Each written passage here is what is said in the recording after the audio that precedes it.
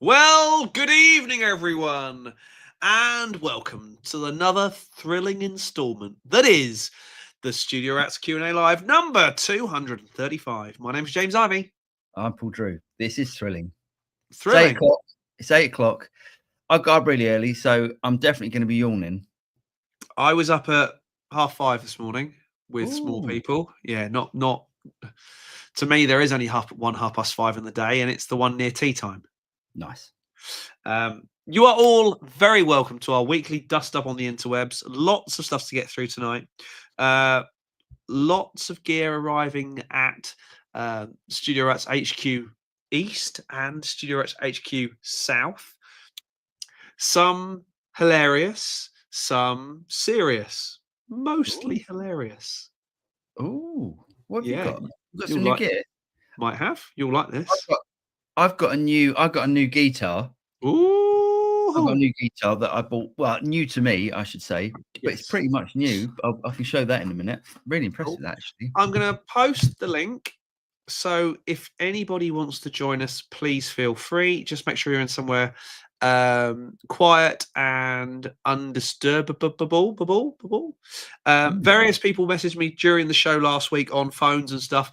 I don't get a chance really to check my phone during the show. So just come and have a chat. Any of the regulars, you are always welcome to join us. Tradition dictates that I start with the following words. Mr. Drew, what have you been up to? As I said, got a new guitar. I've been doing some demos. I did the Kitty Caster KCFX Meerkat thing. Nice. Wide range boost. Really nice that. Yeah. You did the Chi Etherealizer. Yeah, did that. I like that pedal.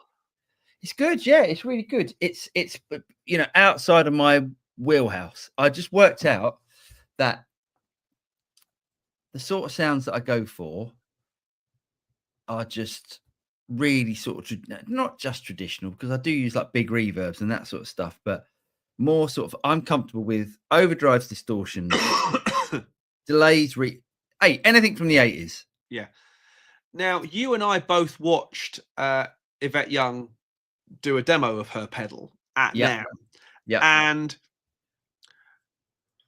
her playing style and yours are not even in the same, okay, it's the same instrument, but that's about where the similarities end. She's got a very unusual style, isn't she? She does this weird stuff with her hands, doesn't she? Yeah. And she uses her fingers in her. No, she's great. She's really unique in what she does. Yeah, she's really good. Yeah, that was nice. Yeah, unfortunately, the interview we did with her, I couldn't use, because it was so noisy on that stage that you couldn't hear her play. Yeah. And well, you could, but it was just it didn't do any.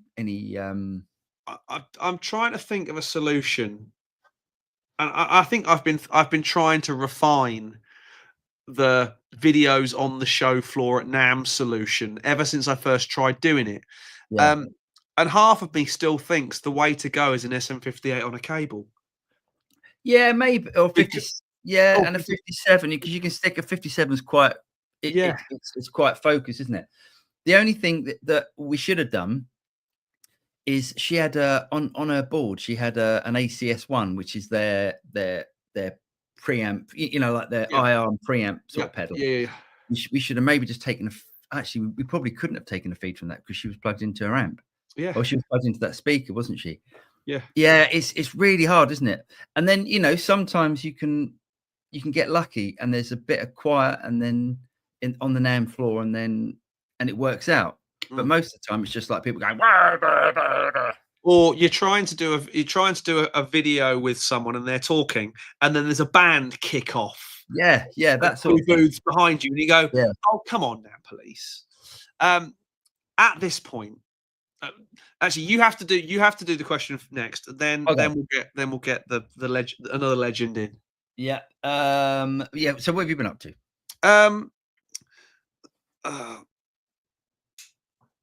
I've written about 500 emails this week to all the people I met with at NAMM. You're far better at that than I am. Yeah. I did go with the premise that I'd have to get back to all these people. Mm. But loads have come back to me already with great content ideas and stuff, and some gears arrived already, which we'll talk about in a minute. Nice. Been shooting videos this week. I put a video out about Dolby Atmos last week. So I'm basically, my theory is I'm going to do one immersive video, one normal video a week. So that will Nice. grow the Yeah, that's a immersive great thing. idea. Yeah. That's a great idea. And see how it goes. And then we'll do this. And if anything else comes along, brilliant. Okay. But other than that, other than sneezing my way through today, which hasn't been very pleasant, sat here doing the normal stuff that I normally do. At this point, we should bring greatness amongst us and amongst you, quite frankly. Ladies and gentlemen, please welcome to the show, Vinny the Ass! How are you, my follically challenged brother? I'm doing good. How are you guys? We Oh, can't mate, you're hear really you. quiet. You're really quiet. Let me see here. I got a new mic, so I'm trying to get this right. Keep going a little bit more. Test. Yay! Yay! Here we go. Perfect. All right. I got probably a little bit. Oh, that mic sounds nice, by the way. That's a Roadcaster, I think. You guys don't hear the echo on your end? No, Good. that's really frustrating, though, isn't it, when that happens? Yeah, I'm trying to work out the kinks. Oh, it's so hard to talk, and that is my worst nightmare when that happens. Anyway, how are you, mate? You all right? I'm doing good. Got a couple things to show you. Come on then, let's have a look. Got him. Show and tell time. Keep going. It's a Strat type device. Strat type device. I think I've got to give up already because I think I've seen this on your video. I know what it is. Go ahead. Nice though. Looks very nice. That's Very nice. nice. Ooh. So it's a K-Line. So K-Line are a company that John Cordy plays a lot of K-Lines. Yeah, it's really nice, really well built. Is it? You and I have played one as well. Yeah, we have actually. You're right. Because Clive had one. Clive had one. Yes, He did. You like it? Yeah, it's really nice. It's really well built. The paint's really nice on it. They do a good job on the relic. Yeah. Give me the weight. What's the weight like? It's like 7.4 pounds, something. Oh, that's nice. So That's nice. it feels good. Pickup's good. Yeah, these are their own pickups. So it's like a hot, like 60s single Nice. coil and like a medium output PAF. Sound really, really good. They're articulate. I'm pretty impressed with it, to be honest with you. And price wise, you get it for a good price. I don't know what they go for. Retail, they go for about just a little over $3K. Right. So, but now I bought this. It was listed new, but it actually came from Mike Zito himself. Oh. I guess he had a bunch of them probably made for him or whatever. I don't know. I know he's playing for Paul Reed Smith now too, so I don't know what the story is, but it actually came from him. Did it? Oh, yeah. Awesome. So is it a Mike Zito signature model? What is? Yeah, I guess that's what it said. Oh, cool. Cool. Oh, mate, that's really cool, actually. So now what? So now Mike Zito is with Paul Reed Smith. Yeah, he's got an endorsement with this company and like a secondary endorsement with PRS now. I need some double, triple endorsement business. I need some endorsement business. Yeah, you're right. Yeah. All right. So I know my channel gives a lot away and you check it out. So here's the next one. Sorry, mate. I do watch your vids. Oh. Didn't you show us this last week? No, maybe you showed me. Okay, so go on, James. That's nice. Okay, James. What is it, James? Well, it's a PRS. Yeah. What PRS is it? Yeah, well done. But have a look at the shape of it, because the shape is. Is it McCarty? Is it McCarty? No. I don't know. No, it's a Santana. All right. Okay. Nice. With a fat bottom. Yeah. I didn't think the Santana had a whammy bar. Yeah. Oh no, Santana does have a whammy bar. Okay. No, that's a serious bit of timber.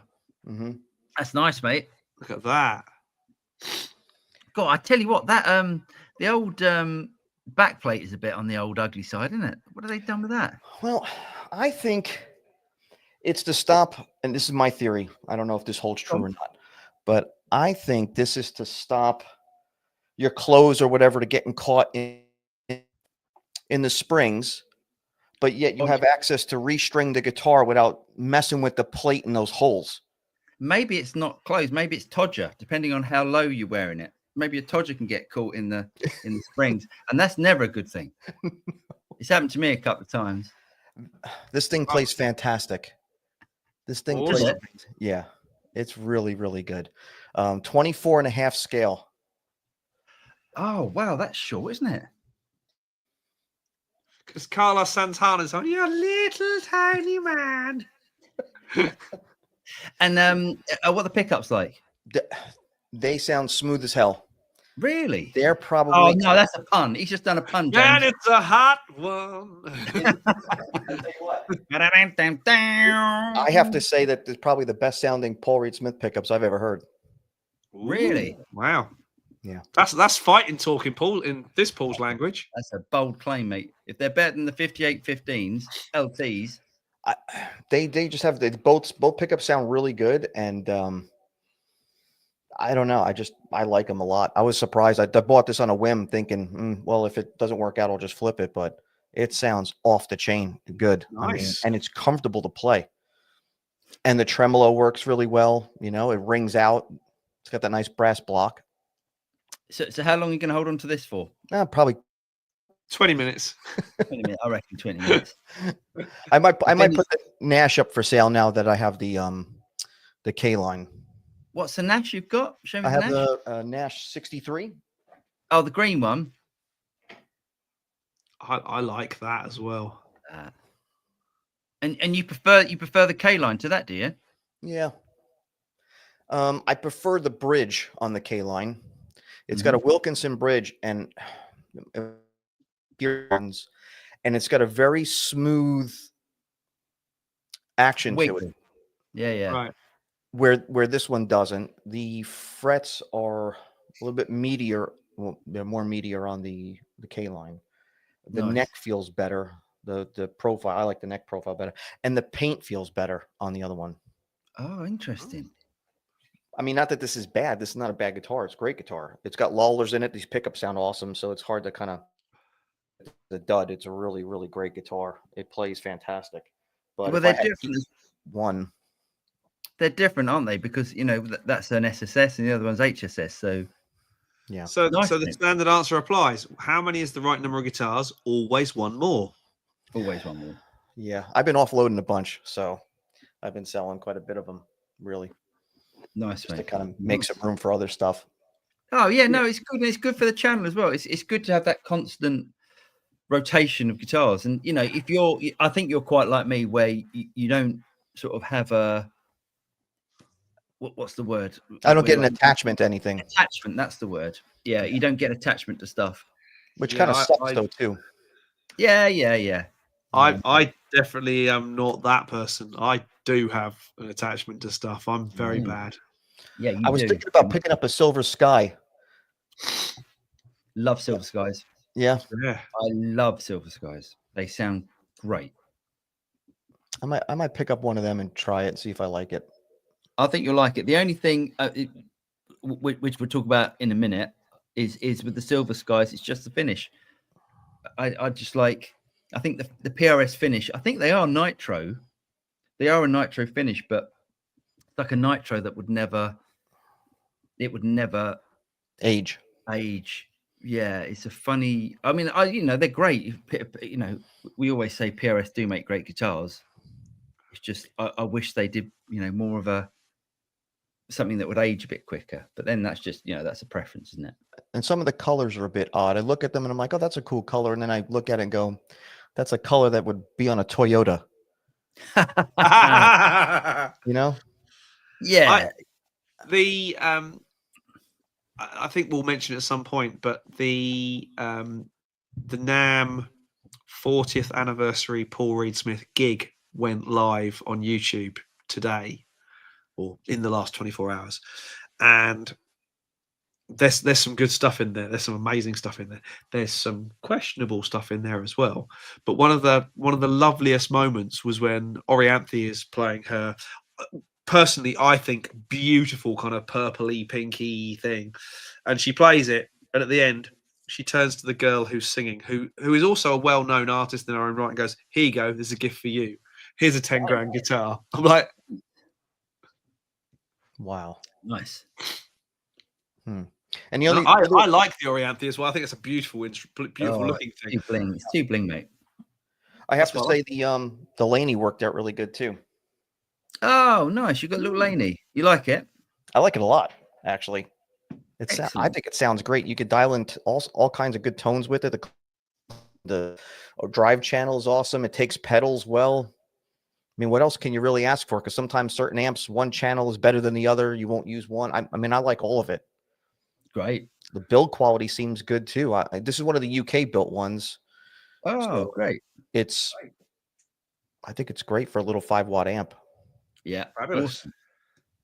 Awesome stuff, mate. In other news, I only noticed before we came on air, the Vox is going. The AC30 50th anniversary head has been sold. There we go. I'm not sure anyone else would know that apart from you and me. Apart from you and me, but it's another one of those amps that I go, yeah, I like it, but it's a good amp. What are you doing, mate? You hanging around? Are you going to hang around for a bit, or do you want to? What would you like to do? You're more than welcome. No, I'll jump off and I'll let you guys do your show. Okay, mate. Well, you're more than welcome to hang around and do whatever enjoy or join in with the questions and stuff. It's all good. All right, maybe I can hang around. I'm going to go plug in some headphones so I don't get an echo. All right, mate. Well, look, we'll get on with it, and then you plug some headphones in, and then stay as long as you want. Okay, Nabs. He says, "Hello, rats and all. Finally, the snowstorm arrived because we mostly had some showers before Christmas, so expecting some cold days ahead. Hope you all warm and cozy. Cheers. Thanks, Nabs. Certainly are." Daniel, he said, "Hey, Paul, thanks for the Kitty Caster Meerkat review." He said, I've been wanting a Rangemaster for years, but could swing the price. Just ordered mine a few minutes ago. Oh, nice one. You like that? So I'll quickly show just while Benny's getting himself sorted. But it comes in this. You get like a bandana with it. I should put the bandana. Yeah, do it. Look really silly. So I go 80s. There we go. Yo, dude, how's the half pipes doing? There we go. I'm not sure. Anyway, I look more like a chef. On Bill and Ted. Yeah, it's really good actually, and sort of not your standard enclosure. I like it a lot. Chunky. Really good. Yeah, really good stuff. Keith, he said, "Evening, rats and rat fans." Hello, Keith. Hope you're well, mate. Andergas guitar. Evening, folks. Evening, Andergas. Phil, he says, "Evening, everyone from Bracklesham Bay." Evening, Phil. And John says, "Evening all." Evening, John. Okay, live. Evening all. Cheers from Brussels.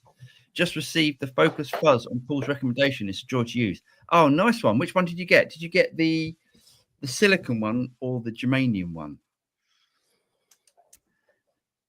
Because the germanium, God, do you know those germaniums were they were a limited edition when he made them. Uh-huh. And the next day they were on Reverb for 500 quid. Ridiculous. Good though.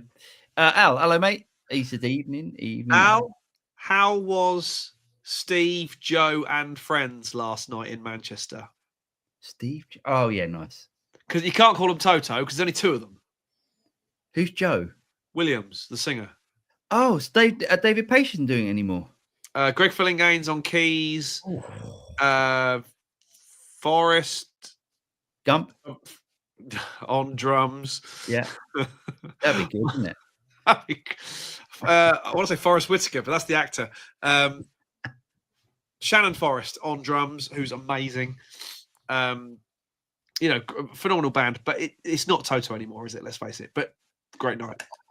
No, I know what you're saying. But still, Steve Lucas. I mean, as long as Steve Lucas is in the band, I'm happy. Yeah. Nick, he says, "Hey guys, hope all is well. Hello, mate. Hope you're well too." Farid, evening, Farid. Good morning from a sunny Brisbane, says Jeff. I hope that everyone's happy and well and has their trigger finger hovering over the like button. Cheers, Jeff. Do you know, we always forget this. Thanks for getting in early. Give us a like if you're getting something out of this. I had a meeting before Paul and I get together about half an hour before the show to do some form of what we might call prep. Bitching. Mainly. I had a meeting with some internet gurus before I came on, and they said, you would not believe how much the like, subscribe, and is so important. So please, folks, if you could just hit the like button. If you don't subscribe to the channel, please do. If you fancy the other channel as well, TSR Joey Talks Tech, hit that one as well. It means more to us than you could possibly know. It's true. Scent of a wheelchair pillow. What do you guys think about humidifying a room for a bunch of solid body guitars that are already at least 25 years old? Is there any point after all this time? So remind me where you live. You're over in... Oh, yes, you are. You're over in... Remind us again. Well, okay. Let me just say this first of all, and Vinny probably be the right person to answer on this. We live in the UK. James and I live in the UK. There's no need to humidify, but Vinny might have a different opinion because you're in Florida. You're Florida, aren't you? Or I'm in Florida. So I could tell you that the humidity in my room is 69% right now. So, and that's great. So you do humidify your room? No, that's just the humidity in the room from in outside. The room? Yeah. Oh wow, but your humidity doesn't go very low, I guess. No, the lowest it probably goes is about 50%. Oh right, okay. So you're okay, but elsewhere in the States where the humidity fluctuates all the time. Well, Las Vegas, for example, where it Las Vegas or bottoms out. Yeah. I mean, it's really important. That's why loads of Americans buy these carbon fiber guitars because you don't get any of that issue. But I would say, if your humidity fluctuates, I would say yes, definitely humidify. But it's low humidity that's the problem, not exactly. high humidity. Yeah, exactly. He's already here. Is that? Nick said just picked up Boss R2. Seemed like the perfect backup solution. Runs on battery. Nice. Very cool. Good little unit that. Nick Torres. Good evening. What guitar-related gift would make you happy? No guitars or amps allowed. I would like... Various companies have tried it. Boss did a kind of a guitar multi-tool thing that had a few bits and pieces in that was quite cool. But I'd like a really good Luther's guitar tool set. That's a really good shout. Vinny? That's what I'd like. Yeah, I think I'm on point with you. I think some good fret files would be good. Maybe some nut files. Stuff like that would be awesome. No guitars or amps allowed, so I don't know. I would say maybe like a cool multi-effects unit would be kind of cool because I don't have any of that kind of stuff. I have all just single pedals. I want and I saw your video on this. I want a Nobles. Oh yeah, I want one of those too. Nobles. Because it's and I've never tried one. So really? Anyway, James, going over that. This is the Ibanez one. Okay, yeah. It's really good. It's got everything. It's got everything you need for I had a Boss one that came in a little blue and black pouch. Yeah. A gazillion years ago. But that's long since vanished into the ether of Hold on, Vinny's got something. Oh, I'm just fighting with tech stuff here. Welcome to my hello. I don't know what that is. Yeah. Right. Jay, he says I've got a Shabbat line. Oh, nice, mate. Oh, that's a serious toy. I've got a Shabbat line and a Swart AST Pro on the way. Used, of course, but very excited. Very nice. Shabbats are quite rare in the UK. And Andertons used to do them. But yeah, bizarrely, and Anton's have got a couple of what ones? The Line, is that the telly one? I think the Line is the telly one. Yeah, nice, really nice, mate. Very Lovely. nice. Zach, hello, Studio Rats, and all from Venice, California. Hi, Zach. Tone Dragon says, evening all, got a Rev Anniversary G3 pedal. Absolutely loving it. Hope all is well. You've got the G3, haven't you? I've got the red one. Is that G3? Hang on, I'll tell you. Oh, you've got the red one. Yeah, I got the red one, the G4. G4 and a G2 as well. No, I think I've only got that one now. Oh, someone's done some selling. Yes, because the other two were the green one I liked, but it didn't really do much more than a governor. Yeah. That's quite hardcore, and the other one was too hardcore. Yeah.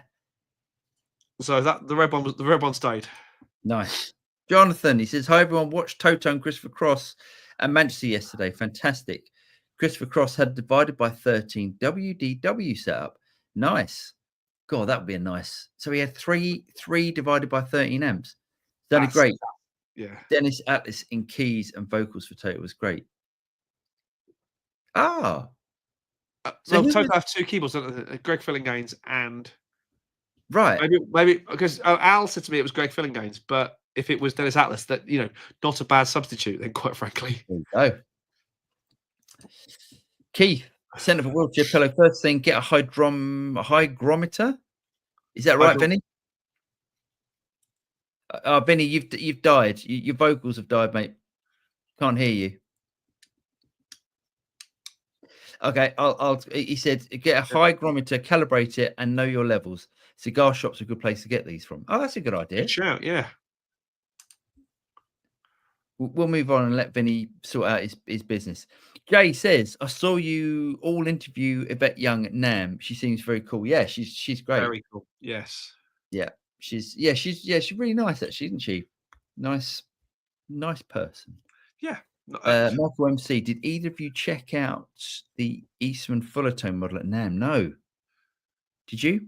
Nope. Didn't get anything like the amount of time that I wanted to in the guitar halls this year. I did the questionnaire and it said, what could we improve about NAMM? And I said, go back to 4 days, please, because I ran out of time. Did you? Oh, God, no. 3 days is great. Ned, good evening, Rats. No band practice tonight. Long time no see. Great to be here. Yvette Young said in an interview that she plays the guitar like a piano. She's a pianist. Really cool style. Oh, interesting. That's interesting. Get a Vox AC15 HW1X hand wired with Anical Blue. Any good? Oh, sorry, got a Vox. Well, you've got it. Let us know. Do you think it's good? I would say it would be one of my. It would be if one came up, I'd grab that for the Eternal Tone Quest. Yeah, I'm not a massive fan of the blue speaker, and I know that's sacred. No, Vinny, you're still out, mate. I'm not a massive fan of the blue speaker, which I know is a bit sacrilege because that is the standard sort of Vox. Yeah, Vox sort of tone. They're too spiky for me. Adam, evening guys. Hello, mate. He said, I see you picked up another couple of thousand subscribers in pretty quick order. Looks like the algorithm might finally be kicking in. Cheers, mate. Is it? Yeah, it's doing all right at the moment. It's doing all right. We could do with some more likes and subscribes, though, people. Always. Michael MC, does Vinny still own rock and roll relics? Good question. That was a good question. We'll ask him when he reappears. I don't think he does. But I'm pretty sure he doesn't. Zach, got a Jackson Pro Soloist SLA3. Any good? You tell us. Yeah. Is it any good? Yeah, I mean, I don't know much about the newer Jackson stuff. But do you think it's any good? It's going to be great, I'm sure. Zach says he sounds or AMS accepts offers on used. What's the question? Does it sound probably Dick Jackson. Oh, nice. Okay. Thomas, good afternoon all. Afternoon, Thomas. And Zach's back. He says Guitar Center West Los Angeles closed permanently. Oh no. Which one's that? Not the Hollywood one. Don't know. No, I'd have thought no. You'd have said Hollywood. Hollywood's known as Hollywood, isn't it? The Hollywood one's great as well. Yeah, that's a. Well, I know that's their flagship store. Yeah, yeah.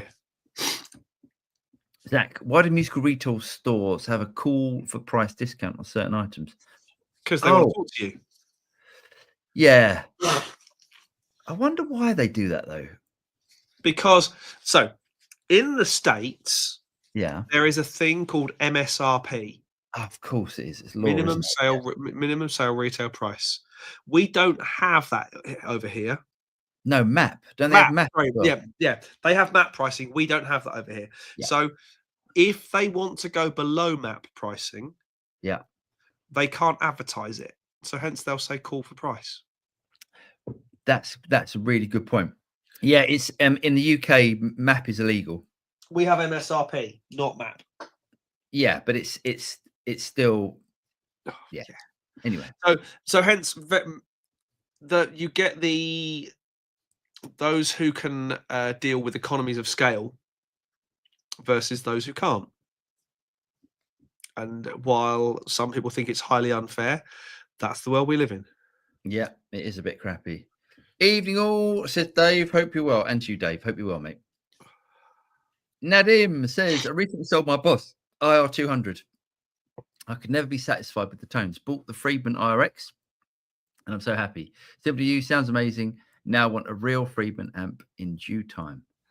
That's see, that's good, isn't it? It's good marketing that get people in with the with the cheaper product, and then make them want a full full-fledged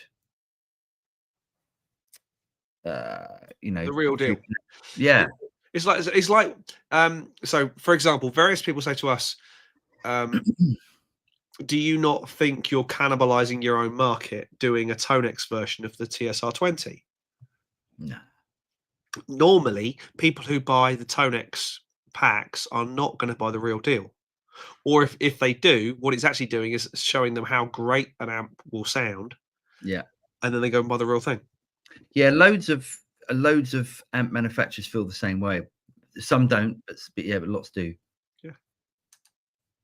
Jeff, hello gents. Can you share the serial number of your 59 burst? I don't recognize it. It may be an unknown number to all of us in the world. Is that wise to do that? I don't know if it's. I don't think that's overly a good thing to do. No. You haven't got a 59 burst anyway. If you had, you'd have like. Well, I've got a 59 Murphy Lab. Yeah, but we don't really share serial numbers so much because. Yeah, there's a thing, Jeff, and you might see it on certain. He's back. I'm back. You might see it on certain like eBay adverts where they blank out the serial number, and that's because of Gibsons, Chinese built Gibsons. You guys got me? Yeah, we can hear you, mate. Oh, so there was a question for you. Have you still got the rock and roll relics? No, I sold the rock and roll relics. I didn't want to gut out the pickups because I wasn't too thrilled with the pickups. And I should have, because I will tell whoever's listening that was probably one of the best sounding Les Paul Jr. style guitars that I've ever owned. Good sounding, but you still wanted to change the pickups. Yeah, it was the pickups were a little muddy to me. Those were the Mojo tone set that was in there, and I don't know. I didn't. They were very dark sounding, and they didn't have a lot of note definition. So I wanted to put something else in there. I was going to put a Righteous Sound humbucker in there, or maybe some Lawlers or something. And then I decided, you know what? Let me just sell it and move on, and I'll find something else like I typically do. And but I think that was a mistake. That was one that's going to go down in the list as a mistake that I got rid of. We've all got those. We've all got those guitars we've sold that we shouldn't have done. Yeah, we've all got instruments or toys, whatever we've sold. Noise Bloom. Cheers to Howard G. I hope his new pedals are fantastic. So I've heard this, and I don't know if it's true. So KCFX, yes, apparently was started by a guy called Howard G. And someone put in the comments, I don't know anything about this because I've not spoken to Howard, But someone said that Howard is moving on from Kitty Caster Effects. I don't know if that's true or not.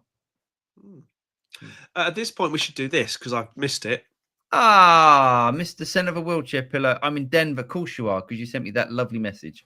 Yes. Denver is going to be pretty dry, I would have thought. Yeah. And cold so I would say, yeah, maybe a hydrometer or some form of humidity type device might be the way forward. And I mean, also acoustics tend to be more susceptible than solid bodies. Yeah, not just. I mean, it's mainly for. Yes, you're right. I think you can get more damage on an acoustic, but I think it's more like fret sprout is normally the issue. Yeah, where the neck bends up or the frets open up. Yeah. I don't know how good these are, but it does show you the the humidity in the room and in the temperature in the room. Yeah. So, and I picked it up on like Amazon. I don't know how completely accurate it is, but it's kind of cool. I always keep it in the room just so I kind of know what's going on. Because someone else also told me that as much as those room humidifiers are good, a bowl of water on top of a radiator does exactly the same thing. Yeah, but not where, not in Arizona. You wouldn't want a bowl of water. That wouldn't do anything, would it? But the whole thing, a bowl of water on the windowsill, for example, is going to get evaporated into the atmosphere.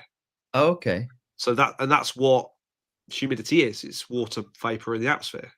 Sure. So I don't know. Scientifically, I'm on sketchy ground there, but well, I wonder when they build these guitars, right, and in the factories, I would see if we could find somebody that's in the know who works at a factory to find out what the lumber is set at when they're building these things. Yeah. Because that would be the marker you would look for, right? I mean, where the wood was stored and how it was when the guitar was initially built. You would probably want to keep it around that, right? Yeah, true. I don't know. Yeah, I think that's pretty fair. I think I mean, I don't know if roasting the necks actually makes any difference. I would have thought that does make some difference. Probably removes more of the moisture. Yeah, I know that's good for traveling musicians, but the one thing about roasted necks that the downside is that they're brittle. Yeah, they will chip, or you can really do some damage to one quickly if you don't know what you're doing, if you're working on one. So I think there's always a plus. You don't get something for nothing. Let's put it that way. Yeah, very true. Pets, hello mate. He says, evening both. Some impressive toys there, gents. Thanks, mate. We have our moments. Gaza, he says, would love to know the conversations you have with your partners when you say you need a new guitar or want to fly off to USA for a guitar show. My partner always tells me I don't need anything. What do you do for a living, Gary? We do this.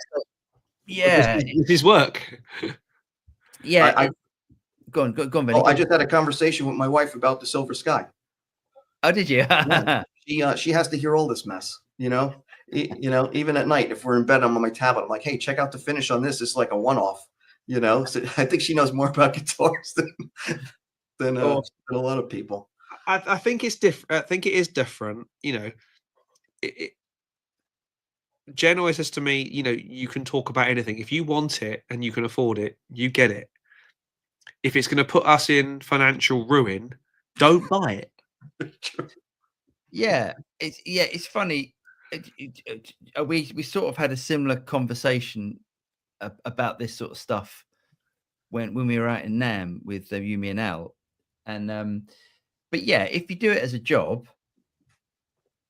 I don't ask my wife's permission if I get a guitar and stuff because it's my job really. So, but yeah, I can understand if it's not if it's a hobby, or even if it's a paying hobby, something like with I mean, I don't know, Gary, you might be a full timer and we don't know, but yeah, I can imagine it can be a hard conversation for a lot of. Don't get me wrong. I think if I all of a sudden turned around and said, "Oh, sorry, I haven't got money for food this week. I've bought 3 guitars," I think that would be a very different discussion. To Hannah, I've bought a guitar. I've bought an amp this week. Oh, but I've sold 2 others. That's right. That's different. You have no silverware left because you pawned it all. Yeah. Silverware. It's like I've sold 2 of the children's lungs, and Well, I mean, look at my case. I mean, my crazy hobby was because that's what kept me sane throughout my career, Sure. right? Yeah. But now I'm jumping into this, YouTube thing, right? And so it is like we were talking about in the beginning of the show. It's good content for me to kind of switch stuff out. So I don't have an attachment. So I kind of just, but I don't have endless money either. So like to Gary's point there, like my wife knows that if I want to get something else, even to put on the channel for myself, something's got to go.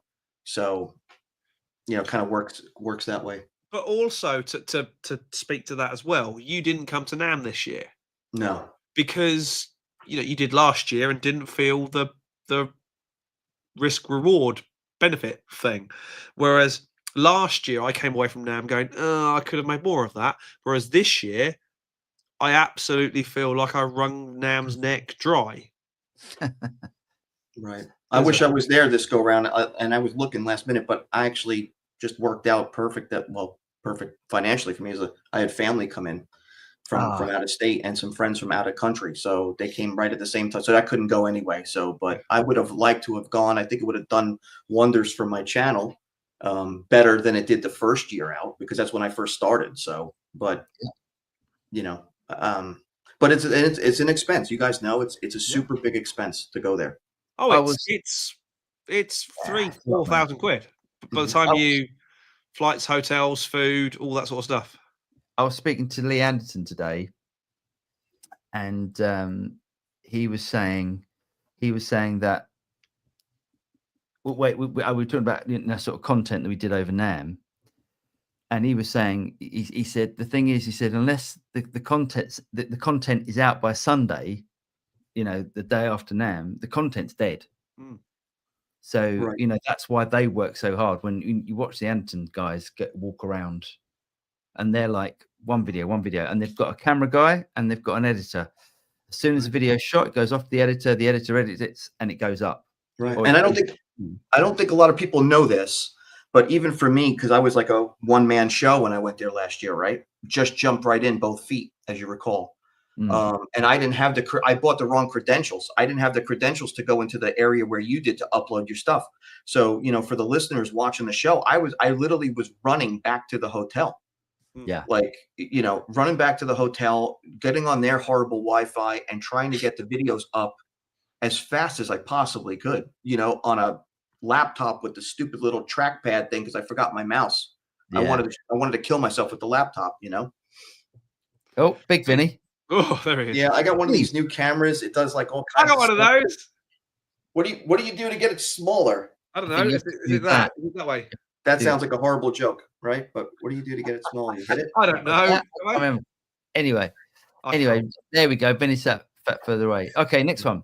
Okay, live. It's a silicon one. Prices for the germanium ones are beyond my reach. Yeah, crazy the prices for the germanium. The Castardi.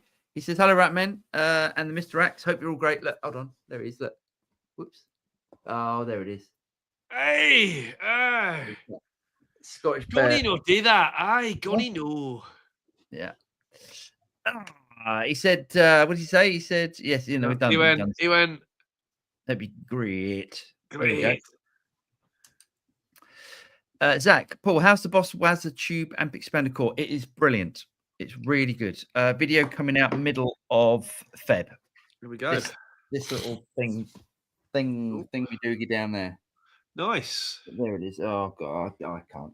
I'm moving my laptop around. He just can't be bothered, can he? He just can't be bothered. Will, he says, Paul, have you tried Electro Voice EV12L speakers? They're heavy, but not being able to find anything is good. Yes, I have. I had them in a Mizubuki Mark IV, I think it was.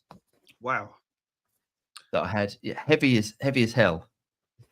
Yeah, a little bit. I don't know. I like something with a bit more give in it. Personally, they're a bit brittle for me. They just. I like things that break up a little bit. Very clean sounding speaker. I mean, like EV. I guess they're probably not far off their PA speakers, James. The old 12L. Well, there's a reason EV is electro voice. They're built for human voice. Oh, interesting. All their stuff was originally designed with voice projection in mind. Yeah, and they have a flatter EQ curve, don't they? As well. Generally, yeah, much better. Realistically, much better low end, much better top end. So hence you're right. Yes, more top end on guitar equals brittle. Yeah. But some people love them. Dumble famously, love those speakers. And like he's ever made a decent amp. Exactly. Jim, what do you guys think about AI and robots building tube amps to reduce the high cost of these amps? That's interesting. If they do a good job, then great. Are there any? And unless I'm completely out of sync with this, are there any AI and robot tube amps? Well, and this is going back a number of years now. When I went to see the good folks at Neve up in the dim and distant north, they have a pick and place machine, like a robot arm, which does all the components into their boards. So it's like, and it's properly impressive to watch. Yeah. Now that's robots building circuits to me. And I've got some of their gear down there, and it sounds amazing. AI is the AI designing the circuits. Not sure that's. Wow. Don't know. Oh God, this is happening quick, isn't it? Various people have said to me. A couple of people said this to me the other day, or in recent days, that AI is great, but it can do one thing. You train AI to do a very specific thing, and then it learns that thing and becomes very good at it. You can't say to AI, build me a tube amp. What you can say is, build me an amp with valves in that makes me sound like John Mayer from one particular track in one particular album. You have to really dig down and niche down for AI to work properly. Wow. Okay. That was deep. Not sure if that's relevant, but hey. Keith, guitar related gift, decent nail care kit. Good shout. Good shout. Yeah, mine in the right state from playing. Zach, more GS 1000 Li opinions. Oh, Mua GS. I've never used one. Vinny, use one? No, I looked at it, but I didn't get to use one. Mua always sounds like someone from up north saying more. Mua. Al, Toto was fantastic last night. As someone who works in live audio production, I've never heard such an incredible mix in my life. I spoke to Ken Freeman, front of house, at the end. Mr. Lukather was incredible. He would be incredible, wouldn't he? When is he not? Yes, I wouldn't expect anything. Hey, can I show my guitar yet or what? 10 minutes. Okay. Hobby says, hi, Paul. Do you still own a Schecter custom shop? I don't. No, I got it. James has got it. James needed a decent guitar. That's the one with the EMGs, right? Yeah. I thought that sounded great. It's a cracking guitar, mate. Really sounds great. Yeah, it's a Schecter custom shop, USA custom shop. Built to that. I mean, the quality of the build. It's the best guitar I own by a country mile. Now, maybe I'm out of the loop, but can't EMG come up with a battery pack like Fishman Fluence that goes on like the trem cavity cover instead of doing the unscrewing the pick guard battery thing? I mean, yeah. What are we doing here? Yeah, it is ridiculous, isn't it? But yes, apparently that there is a mod that you can do to use the Fishman Fluence pickup cover. You can actually use it. But I'm not getting into that. I'll just whip the PP3 out. Yeah, I mean it'll last you years, mate, unless you leave it plugged in all the time. I've flattened it already. Have you? Yeah. Did you leave it in overnight or something? I left it in overnight. Oh, there we go. I totally forgot. I didn't think that it had batteries in it. I went, he sold me a dud, the bugger. I never leave mine plugged in ever.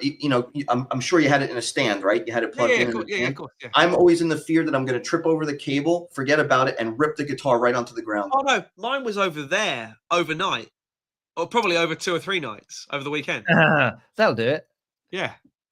It should last more than 3 nights. Oh, I'd used it quite a bit. Oh, I okay. left it in quite a bit. So. Anthony, he says, evening all, watch too much TPS and I'm considering trying a wet dry live.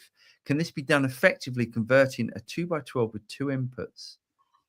Is it worth doing if the dry is digital, not valve? Yeah. So you can convert a 2x12 with 2 inputs. If there's a Marshall cab called a 1936, yep, which had 2 inputs. You could either plug in 1 input and it will be a mono cab using both speakers, 2x12 speakers, or it had, I don't know how it was wired, but you could actually plug in to 2 inputs and then have it as a stereo cab. So you could definitely do that. You have to ask yourself though. Go on. Here it comes. Right, here it comes. Stereo works, or big sounds work because of separation. So wet dry works because it's spread out. When it's in a 2x12 next to each other. Yeah. Wet, dry. You get more than 6 foot away from the thing, you're not going to be able to tell the difference. No, I think you're well. So wet, dry, wet. Yes, I completely agree with you. That is the whole stereo image. Wet, dry is more about clarity than. Okay. Yeah, in other words, your overdrive tone, if you really like it in 1 amp, it doesn't have an effects loop. That would be I would pick that as my core tone for my drive. And then I would run the delays or any kind of time-based stuff into the wet amp. And then you don't lose that. It doesn't muddy up the tone. It's really, you still have that fortification of that foundation of that sound. Okay. So where I'm thinking, big stereo amps or wet, dry, wet, like I did in here, it's not actually about that. It's about quality of sound and effects. Yeah, it's about separation. Yeah, it's about the clarity of your clean tone and then the effects, and then being able to mix in, front of house engineer mixing in the amount of effects that he chooses as opposed to you're giving him. Stand corrected. That's where I thought you were going, James. I thought you were going to say, like, are the people listening to this even going to notice it? That's in the no, because 90% of what we do, nobody cares about.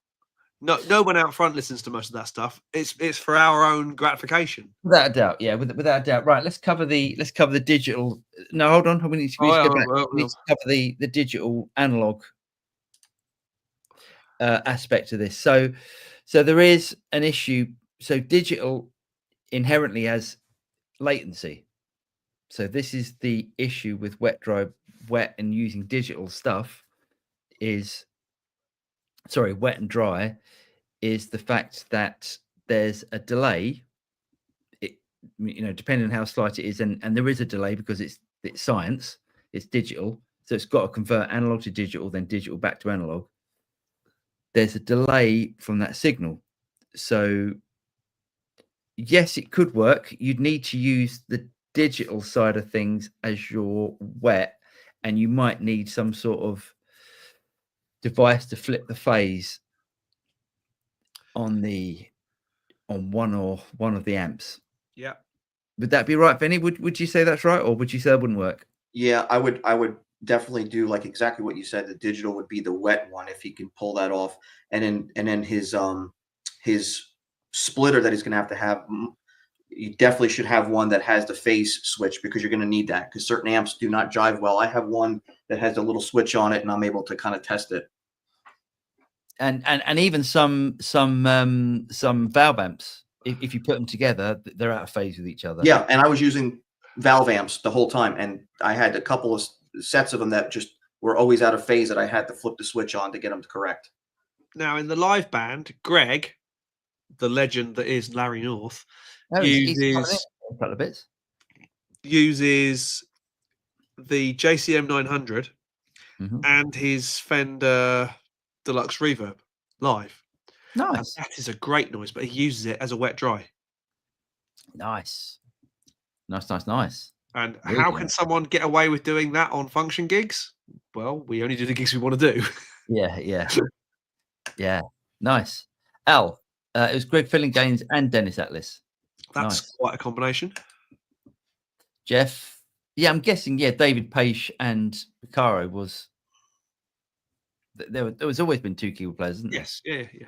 Well, a piano player and a keyboard player. Yeah. Jeff, he says, I'm venturing into the world of fuzz. I've just bought a second-hand Dunlop FFM3 Jimi Hendrix Fuzz Face Mini. Nice. You got one of those, haven't you? I have. It should be here today. The strap volume knob will be my close friend. Yes, very much so. Yes. It's all about just riding the. That's what I got. There's I the got big the Big Daddy. I've got the big one as well, like that. Oh, you got a big one like that? You like it, Benny? Yeah, this is one of the best fuzzes. And when you tell people, especially I think I did a video on this, and you have to really kind of say, this is one of the best fuzzes I own, and it's not because it says Hendrix on the back. For whatever reason, this thing sounds amazing. Oh, great. And I have quite a few. And the daft thing about it is it's about 6 components in there. Yeah, so if you open it up, there's a little board in there about this big, and the rest is just empty. But the other thing I discovered is if you take that circuit out of that chassis, the chassis is doing the actual metalwork is doing a lot for shielding. Mm-hmm. It's doing a lot of shielding. Yeah, and because it's only battery driven, from what I understand, if you were to put this in a new housing with a 9-volt powered system, it changes the sound of the massively circuit. Wow. Yeah. So that's why it's battery. And I did a video on that where I opened it up and I used that poster tack stuff. Yep. That's how I mount the battery in there, because there's nothing. The battery just kind of rolls around and does whatever it wants to do in there, and it's great. It doesn't come loose at all. I've got a 9-volt power supply output to 2-pin PP3 type lead that I made, and it does battery versus power supply it's very different. I know everyone. There's the old joke about Eric Johnson being able to tell the difference between a Duracell and Everready. I can definitely hear the difference between a power supply and a battery. Yeah. Greg from Ventures in Gearland. Hey up. Michael, oi. And the Gust, I agree with the blue speaker being too spiky. My Box AC15 came with a cream back, which works well with my telly. Nice. That's what cream back or green back. Yeah. Yep. Ned, never ask a woman about her age and weight. Never ask guitarists about the serial number of their guitar. 5150 EJH. High humidity is a real issue as well. Extended exposure to high humidity can lead to guitar damage. Oh, he's right. Damage. Michael says, Anthony, it matters if 1 amp is digital due to latency. You'll get comb filtering. There we go. Yeah. Jeff. Yeah, they're all chatting. Yeah. Keith says, I heard Gibson keep their factories at 55%. Okay. Most notably on acoustics. There we go. Tone Dragon. I've heard about the roasted maple as well. I'm hard on everything, so I've stayed away. Ha ha. Anthony, Michael Hennessy, I'm actually considered trying it with an Axe Effects and having a dry line and a wet line to 2 separate sides of a stereo power amp into the cab. If I like, I'll invest in valve. Oh, interesting. So you're doing it with an Axe Effects. That could work. That could be amazing. Yeah, there's no reason why that wouldn't work. And 3, 2, 1. 3, 2, 1. Shalong. Shalong. Well done, Willie. Ned, rehumidity. That's why vintage guitars are better in that regard. Lightly more slowly grown wood and older and dry wood. Yes. I've heard that too. 5150 said, did you get a chance to play or hear the Friedman Jose? No, I didn't. It was too busy over there and too noisy. Yeah. Rummy says, Rats, have you ever used a condenser mic on a guitar cab? Yep. Every session. Yeah, I've been using the Audio Technica 4050. It captures a wide range and is proven to be an alternative to my Roy and 57 thoughts. Yeah, absolutely. If it works, it works. The only thing is with a lot of condenser mics, they tend to be quite sensitive. So if you're driving a loud guitar amp, they tend to, or they can, you can distort the capsule. So if it's got a pad on it, which I think the 4050 has. Yes, it has. 4050s. I've had many pairs of those. They're great. 4050 Royer and your 57. Whew. Blend those three, baby. Yeah. Right. At this point, we should do new gear stuff. Yay. Right. Do you want to go first? Yep. Go on then. Ready? Oh, this is going to be, if it's dull. Oh God, what's this? Oh, what? Oh, Jesus Christ. I'm getting scared. Ah, who got that? Hang Who on. got you that? Hang on. Nice. Up you come. That is from Mr. Lindsay. Ah, well done now. Good work, mate. Change. It should be how much is the James price? No, can I have the James price? That's good. Well done, Al. Very good. Nice one, Al. Good Thank job. you, sir. Good Very job. funny. Quickly as well. The first of my post NAMM gear review type stuff arrived today. One again that Al will like, because he and I were talking about this particular mic I've been talking about for a little bit. This is the Lewitt Ray, their microphone that does away with proximity effect. You look utterly enamored, Paul. Bullshit list, to be honest. And the interface to go with it. So reviews to follow, or infotorial to follow, because I hate reviews, I've decided. On James's channel. Yes. I still want subscribers. How very dare you, you rude bastard. Right. Can I do what? No, you can't. Sort off. Come on, I'll do the guitar now. Right. Okay. I'm gonna do the Vinny style. I'm gonna do it Vinny style. Oh. All right. Do it Vinny style. Oh. It's a guitar. Come on, Vinny. It's a sir. Ah, see, the man knows. Oh. So I've got a second-hand Classic S. Nice. Dealer Select. Nice. Yeah, no, it's really nice. Obviously, the things that I don't like about it, it's a poly body. And you needed another Strat type, not Strat, for why? Because I'm concentrating on doing like a series of Super Strat videos. Okay. But it's got roasted. Look at that. That's lovely. Yeah, talking about roasted maple necks. It's I really had a relic one of those once. Yes, that's what I wanted. I wanted the relic one, but this came up and the price was so good. I was just like, I'll just get this. So yes, there was supposed to be something happening with Sir, and then it all went a bit quiet. So I've just I've done it on my own, but it's really good. So it turned up today. It sounds great. It plays like a dream. And as soon as I put a set of these on there, lovely. I've been using them too. String Joy. Oh mate, have you tried the Orbiters? No, those are the coated ones. These are the coated ones. They are brilliant. Really? They are absolutely brilliant. So yeah, String Joy, and they do 10 to 48. So they do a balanced set, and they're really good. I got to try those. I mean, I played Elixirs for years, and I was one of the product testers. Oh, were you? Yeah, like they randomly pick people, and they kept picking me, and I was doing it for like a couple of years. And I had, they give you a set of strings, they don't tell you what it is, and then you write your thoughts down. They have a battery of questions and stuff. All right. And I played them for a long time, and then one day I just put a regular set of strings on my guitar, and on single coil guitar, and I went, wow. My opinion, of course, it was like I've been playing with a blanket over the guitar all this time. Some people probably say otherwise, but I don't know. I got away from the coating because I just thought with single coils, it just does something not good to the guitar. And I think that's why a lot of people that buy guitars and play Elixirs, they'll sell them after a while because the strings just don't sound. They sound dead. Yeah, Like- no, I agree. I completely agree, and that's a common. That's what a lot of people do say about elixirs. I think the coating that they use is, what's the stuff they put on frying pans? That's Teflon.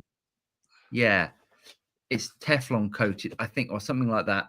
And if you look at the difference between how an elixir string is coated to how a string joy string is coated, it's completely different. I have a question though. Go on. If nothing sticks to Teflon, how does Teflon stick to the string? It's a good question, James. I think this is a question you need to write in To anybody else but you. Yeah, I know. But anyway, yeah, it's a cracking guitar. Really, it's really good. It's really good. Yeah, I wish it was nitro. That's my only thing. Is that a Goto 510 bridge on that? It's got a 510 on it. It's got the Pete Thorne Thornbucker Plus. That's right up your alley. Yeah, which is right up my alley, and it's got 2 Michael Landau. Oh, nice coils. Oh, I haven't heard those. It sounds great. It's just like, yeah, it's a really between good... those two guitar players, they've not done much, have they? No, exactly. So yeah, you're really pleased. I got it for a good price. Lovely. Can't complain. While you're there, should we do the news? Yeah, let's do the news. Is there any? There are. Yes, it's a bit thin today, but it's there. It's all right. It's all right. We'll do it. There we go. Right, Jackson. Jackson have released the Surfcaster again. See, I remember these. Do you remember these when? I mean, these are about when we were kids, or when I was, It's a guitar only a mother could love. It looks like they changed the headstock a little bit, because if you look at the one that guy Rob Caggiano, is it Caggiano from Volbeat? He also played for Anthrax for a while. He was playing his own signature version with that style, but it was the more vintage looking headstock. It looks like they did something to that upper bout of the headstock. It looks sharp, or I don't know. Maybe it's me. Yeah, it's like they might have done. They've taken two very different guitar styles of body and gone, that'll do. I think it almost looks like. Do you remember in the 90s, probably 80s, 90s? Jackson did the Phil Collen, from Def Leppard. Phil Collen, sorry. Yeah, Phil Collen, yeah. And it's a bit like that sort of shape, a bit unusual, but they're quite cheap anyway. They're $240. Okay. £240. Well, that changes things, doesn't it? All of a sudden, you go from thinking these are £1,000 to... Yeah, exactly. And let's have a look at this. I thought this was quite. If I can click on that. No, it looks shit. No, let's forget about that. No. Anyway, next, Black Star. So Black Star have done a couple of amps. I'm a little bit confused because it's 100 watt, first of all. Right. But what do guitar players like? What do guitar players like about about amplifiers? It's got tubes in it. Right. So what they've decided to do is to put a MOSFET preamp in it. So I'm a little bit confused. I don't know who's going to be buying these, but they're quite reasonable. They're 340 euros. So I'm guessing, they're trying to, I don't know, maybe trying to get the people that would, instead of buying a Katana, maybe, someone in the shop might convince them to buy one of these instead. I don't know. Yeah, that's a weird one. Yeah. And lastly, new Gretsch. Oh, that's nice. Yeah, it's nice, isn't it? So there we go. They look really good. I prefer the bottom one for the shape, the kind of the weird Les Paul shape. Yeah, I prefer that. No, I like that. I think that looks cool. I don't not like it, but of the two, I prefer the bottom one. Yeah. So, and also the difference with these to a lot of other Gretches is that they're using humbuckers as opposed to Filtertrons. You like this? What's with what's the that? square in the headstock? Oh, they do that sometimes. Are these the player series? They do sometimes. They do this. I think on the player series, which is basically like a modern version, as opposed to having some of the old quirks of the old Gretches. They do a player series that has a slightly different Bigsby, so it's easier to load strings and do that sort of stuff, and easier neck joints and stuff. So as opposed to it being vintage correct. How much? They are $2,738. Okay, so not an inexpensive guitar then. No, not at all. But how cool is this? A Dan Electro. No. It's a Gretsch. It's a Gretsch. It's a Gretsch like Dobro, yeah. Or a Resonate. Dobro Electro. The headstock looks Dan Electro. It does, doesn't it? So it's got a small headstock on it. A Dobro Electro. Dobro. I like that. I think that's really Yeah. nice. I like it. I don't know if is it aluminium? Is the whole thing aluminium, or is it? It is. Yeah, the body is bell brass metal body. I like it. Yeah. I like that. There we go. Cool. You done? Very cool. I'm done. Have you guys seen the I'm a big King Diamond fan. I know it's an acquired taste, but Andy LaRocque, the guitar player, finally got a signature model from LTD ESP. And Cool. it's got the old rounded Horizon headstock on it. It's humbucker in the bridge, single coil in the neck, and it's 24 3/4 scale instead of 25 and a half. Floyd Rose equipped, of course. Is he a particularly short man, or is he just wanted that sort of Gibson scale length? Probably there's something to be said for these super shredder guitars that you could find from certain manufacturers that's in that 24 3/4 scale, because they like for bending and and soloing, it's just spongier feeling, you know what I mean, or whatever you want to say. So I kind of like the idea of it, really. I know that Tom Anderson makes one too. I think they call it like the Angel or something. Something. And it's feeling. Joe, you know Joe, who you met at in NAMM, James. Yeah. Joe's got one of those, the shorter scale Tom Anderson. Yeah, nice, really nice. Right, really nice. Let's fly it home. 5150 says, I'll be in Dave's shop in LA on Friday, so hoping I can have a crack at it. Oh, nice. Let us know how it is. Adam says, they say men are interested in things and women are interested in people. I don't moan when the wife comes home with a new friend. Very good.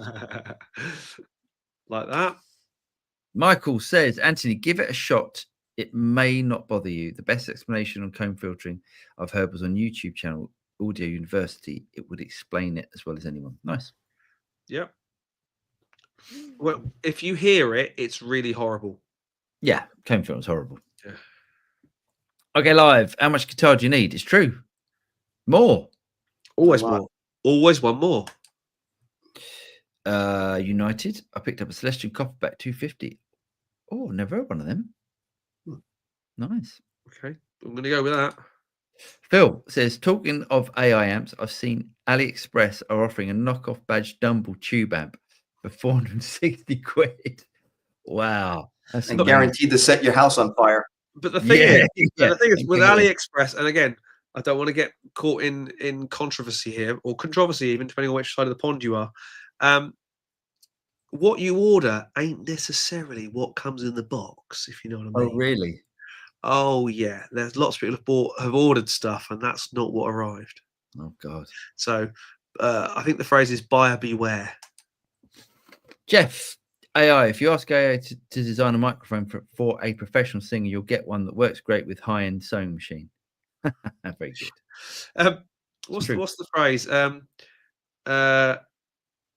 A camel is a racehorse designed by committee.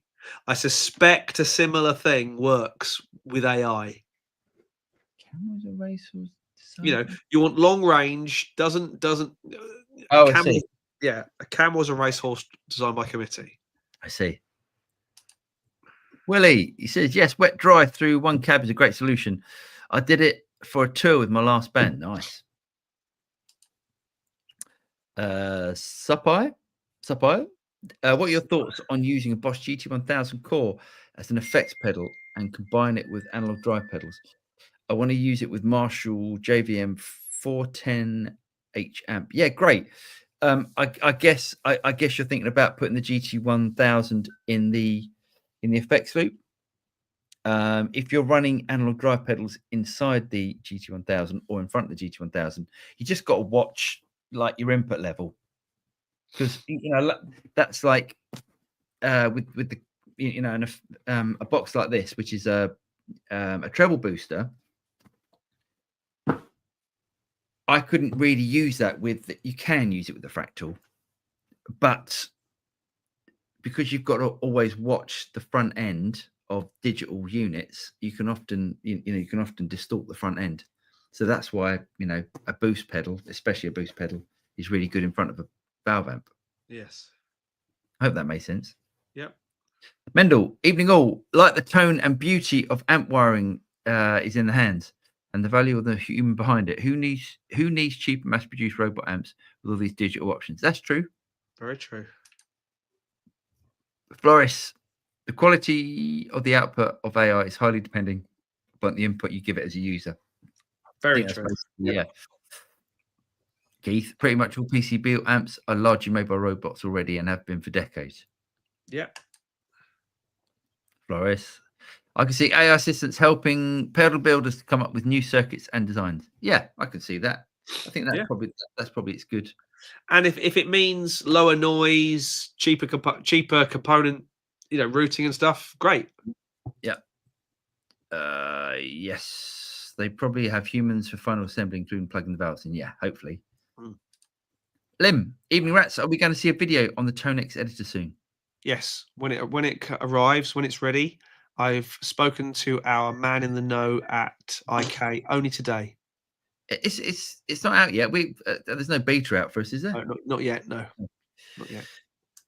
Supal, what are your thoughts on using? Yeah, we've done that. Yeah, done that one. Greg from Adventures in Gearland says, Re-Wet Dry used the JCM 900 and Deluxe Reverb 2 on a Saturday, and as Paul says, it was clarity rather than width. Sounded monster. Nice. Sounded great in the studio as well. Here. Yeah. Oh, cheers, Anthony. Thanks, mate. Very kind of you. All of these donations help a lot. Thank you. Graham, I've been lurking and listening while at the gym, trying to get rid of the podge. Thanks for an interesting show and helping me drown out the terrible music they play. Yeah, mine does as well. Same with mine. Yours Same as well. with mine. Crap, isn't it? I'm wearing huge headphones now just to stop that crap. And you would think that everybody's got ear pods or some kind of thing now that they wouldn't even bother doing that. Nope. Yeah. It's crap, isn't it? My kids have a phrase for it. What's that? It's yeah. Awful Is that the noise. phrase? Yeah. Willie, slowly growing wood. Yeah, that happens with age, unfortunately. Nice one, Willie. Timmy Tomey says, have you tried the latest Marshall 59 modified? Yes. I tried it at NAMM. And yes, it's good. It's good. I wasn't as impressed as I thought I'd be, to be honest. I tried it in a booth with Al. Al was there as well. Right. I've actually got some footage of it. Yeah, unfortunately, it was filmed in portrait as opposed to landscape. So I could do it as a short or something. Yeah, but it was. I mean, Al will say the same thing. It wasn't. It was all right. The thing is, when you're used to playing through, when you played through a bunch of Friedman amps, I don't think it was quite up there. What's good, dudes? What's bad? Shaman. Math tricks, music licks. Would love to an honest first year later look at the Tonex pedal. Would love to watch an honest first 1 year later look at the Tonex pedal. Just like a video going after a year. What do I think of it? Kind of type of thing. Yeah. That's good shout. At this point. Mr. McQuillan, hope you're well, mate. Go and check out Dave's fantastic plectrums. Highland Plectrum Company. I just bought some picks off of Dave. We actually chatted back and forth. Ah, nice. Yeah. Oh, There we there's one of go. them. Dave makes these lovely plectrums. They're basically old coins that have been converted into plectrums, and they're fantastic. Really worth checking out on YouTube. Sorry, on Reverb. Ned, if nothing sticks to them. There we go. Willie, Black Star is a brand for no one. So it's a funny brand, isn't it? They do make some good stuff. They're St. James, the 6L6 version. I really like that. The 34 version, I didn't like it very much.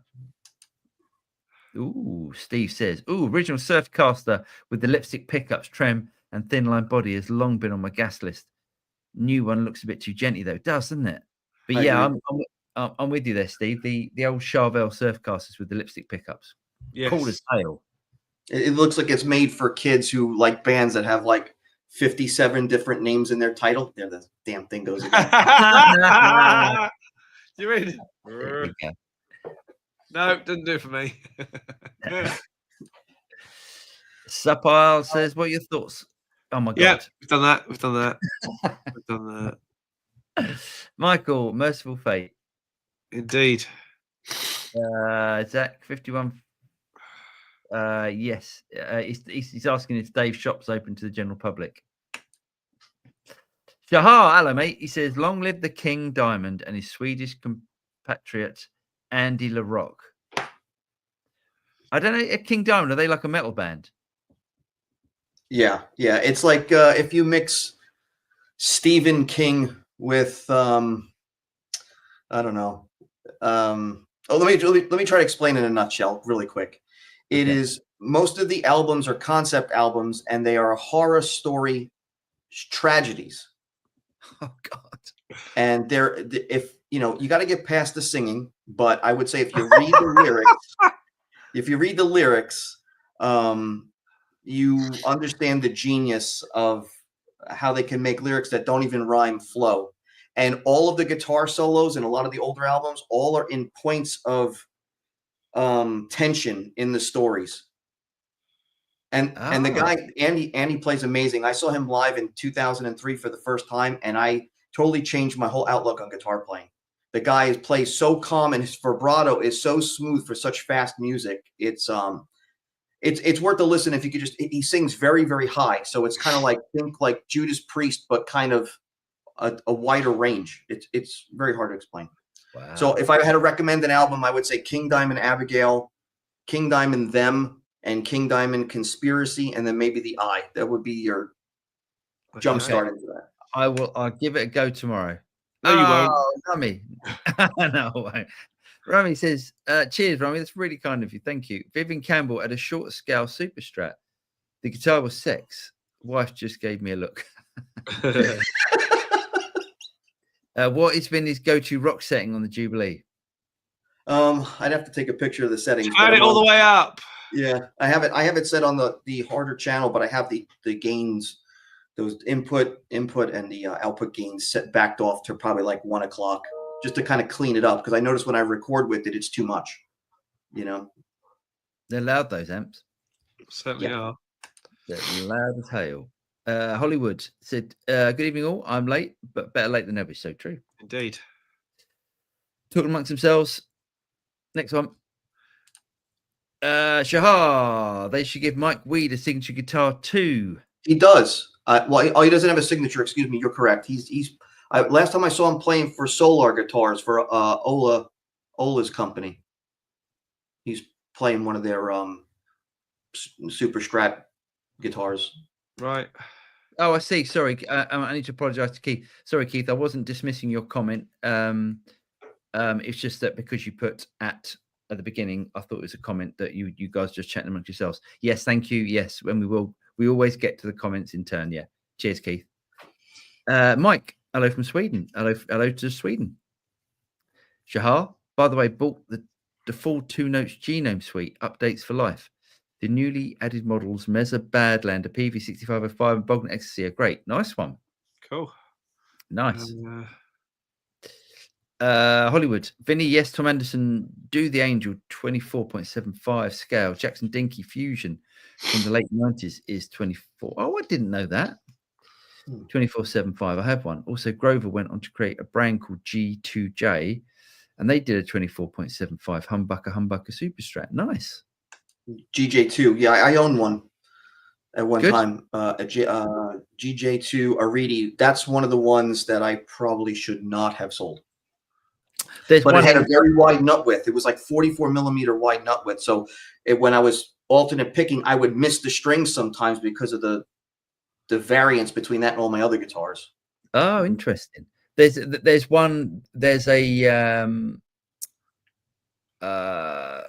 Nashville Telly GJ2 on eBay at the moment that's really reasonable. It's like a grand or something. You just got to be careful because some of them say made in America by Grover Jackson. Some of them say made in the universe or something. It's a play on words where it's an overseas build.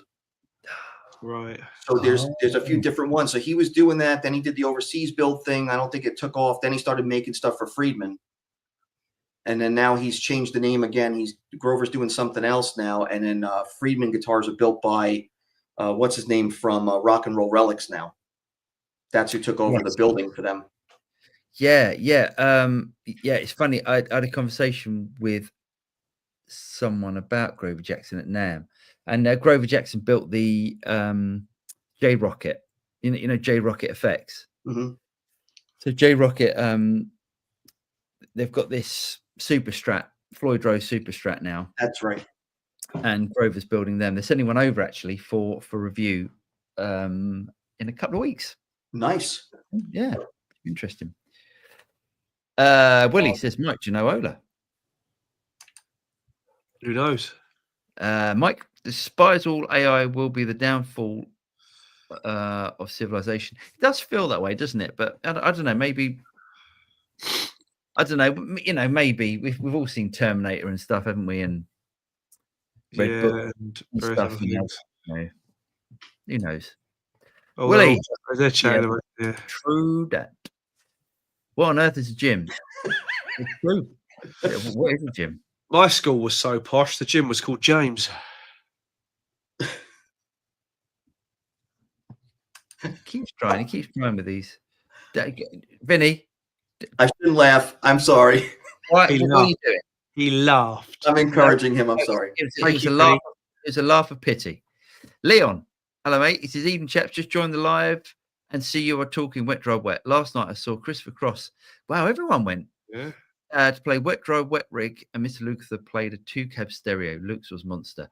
Yeah, I like the stereo rig. Lukather could play through a Sun Mustang 15 and it would still sound like Steve Lukather, and we'd be amazed. Of course he would. But I like that 80s.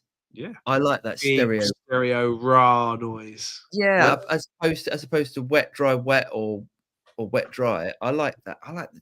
You know, when I was a kid, I had two PV Bandit 112 combos. That does not count. With a Rocktron Chameleon effects unit in stereo. I had them in the room like panned out, you know. Nice. And you thought you were a rock god. Yeah. Willie, I bought a Fender Champion 20, decided to buy another. Now I have 2 Fender Twins. Very good. Hey. Jeff, it looks like sub and scribe as one word banned in the chat. I posted it twice in relation to Vinny the Axe, and the post quickly disappeared. Wow. Oh, thanks, man. I appreciate it. Yeah. Cheers, mate. I don't know why we're not deleting anything. No. Thank you. Yeah. So give us a like and subscribe and all that sort of stuff. Go and check out Vinny's channel, James's channel, and all that sort of stuff. And it's Vinny's is Vinny the Axe, and James's is JTT Jivey Talks Tech or something. There we go. That's what they look like. Yes. There we go. David, I saw the King pumping gas. I saw the King pumping gas in July in full leather. Awesome. King Diamond. Yeah. He lives in Texas. He's a U.S. citizen now. Where's he from? He's Copenhagen. That's wonderful Okay. there. The guy did an amazing comeback. He had quadruple bypass surgery in the early 2000s and had to learn how to re-sing all over again. Wow. Wow. Pretty crazy stuff. Wow. Gaza, he says, has anyone got any new music recommendations? So hard to find new music nowadays. King Diamond. King Diamond. King Diamond. There we go.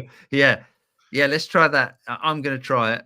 And I'll see if I can give it more than 30 seconds. You got to give it more than 30. Okay.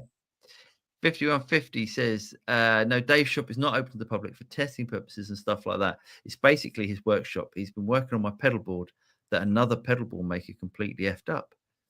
Cool, though. Yeah. Nice. Cool.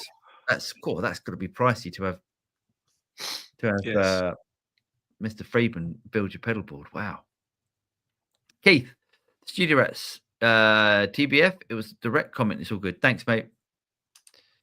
Adam, I'm with you on the Black Star 6L6. I have a couple of Studio 10s in both 6L6 and EL34 versions.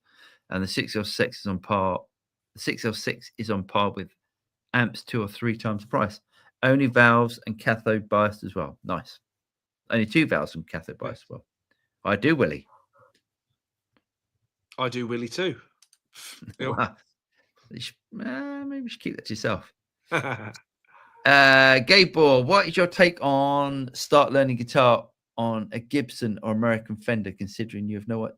So what's your take on start learning guitar on a Gibson or American Fender, considering you have no idea about what a good guitar means for you when you just start versus starting with a budget guitar instead? Oh, okay. I think you're asking, is it worth a beginner having a quality instrument as opposed to a crappy budget instrument? Always.